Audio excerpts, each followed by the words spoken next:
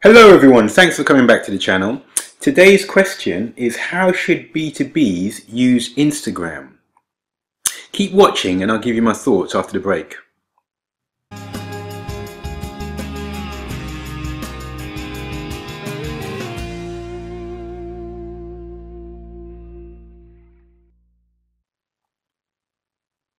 Hello everyone, today's question, how should B2Bs use Instagram? And yes, I said Instagram. I know it's not the natural choice for B2B marketers. We're more at home on LinkedIn, Twitter, and using YouTube to promote our organization's expertise and services. But Instagram is a platform that we cannot ignore. Instagram now has more than 800 million monthly active users. A lot of this user growth has been driven by Instagram stories and other new features added by Facebook to enable it to compete with Snapchat. Snapchat is under serious competition, and if you've watched another video of mine, which I'll link to in the cards, you'll see that I believe Snapchat has not got a very bright future ahead of it. But let's stay with the focus on Instagram. Instagram and B2Bs. So how should B2B businesses use Instagram?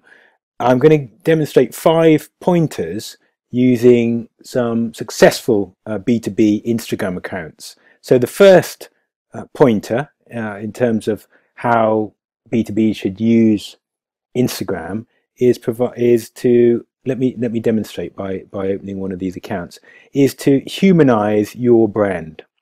Show the people who make up your company. This photo is taken from Salesforce. Salesforce obviously is one of the top 10 global companies worldwide. But instead of just being a corporate brand and very sort of serious, they're on their Instagram feed, they're showing pictures like this, their employees, the people behind the brand, the human face of the brand, showing that they're real. You are in your businesses, you're selling to other businesses, but you're selling to people. So communicating your human element and the people behind your brand is a very successful strategy and something that you should be doing on your Instagram account for your B2B business. So humanizing the brand is number 1. Number 2, let's just click out of this, scroll out of this, and go to number 2. Number 2, you should take the opportunity through your Instagram account to showcase your customers and clients. This is Intuit. Intuit provide accounting service software for small businesses, and this is their Instagram account. And here you can see they've got a quotation from one of their customers, and they're showcasing the customers that work with them, and that's something else. So that's your another pointer for how B2B businesses should be using Instagram. Showcase your customers. Number 3, let's click out of that. Now you've seen that.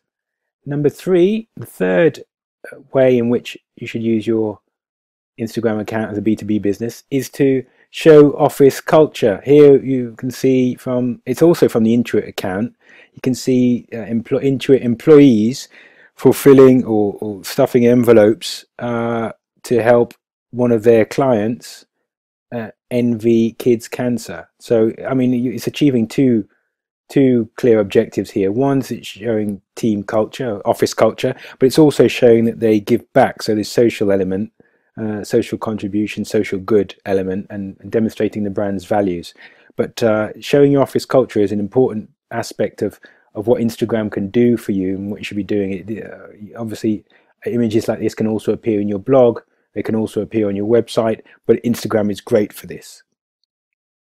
Number 4, just before I move on to number 4, I just want to give you another example of showing office culture, and that's from Accenture. Accenture, a large international firm, global consulting, I think accountancy is their base. So this is from the Accenture Fenchurch Street office in London, and we're thrilled to partner with Brittany to champion inclusion and diversity through the support of mixed relay triathlon format. So this is showing that Accenture employees like working together, not just obviously for work projects, but also for projects that help deliver inclusion, diversity, and a social contribution. So those are two demonstrations, one from Intuit and one from Accenture. I think I might infringe their copyright if I play it, but I'll leave the link and you'll be able to pick that up if you want to watch it yourself. I'm not going to do that now. Hashtags are also important. So click into my account and you can see, so this is my personal account, and I've only been using Instagram as a B2B business for relatively recently. So I've posted some personal and human sides to it. So it's been more of a personal account up until a few months ago. And now I'm starting to post also business related images. So this is me giving a content marketing and social media workshop. And that's on, I've posted that on Throwback Thursday. Now,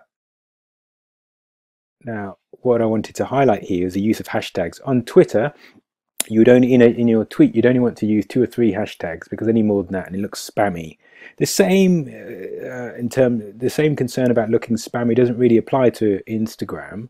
You would put 2 or 3 in your main description, 2 or 3 in your main description to your post, and then the rest could be in the first comment, because after more comments come in, those will be lost anyway. Not lost, but they won't be viewable. So you do need to add the hashtags to increase the audience for your post on Instagram. It's essential. So they're here. I've hashtagged social enterprise, social good, B2B, blogger life, blogging, business, content marketing, social media. So use of hashtags is essential to broaden the reach of your posts on Instagram. So you should definitely be doing that. Point 5, on some platforms, LinkedIn, Twitter, YouTube, as I mentioned earlier, it's quite easy to track traffic from those platforms back to your website. With Instagram, you can do that. You can see I've listed in the description the company website, marketingfundamentals.com, and then I've put the active link to YouTube, because I believe that it's easier to drive traffic from Instagram to YouTube than it is to your corporate website, which will obviously be more prose heavy, more writing intense, and whereas YouTube will be a visually driven medium in the same way that Instagram is. So it's easier, I believe, to get people from Instagram to YouTube than it is to get them from Instagram to your website.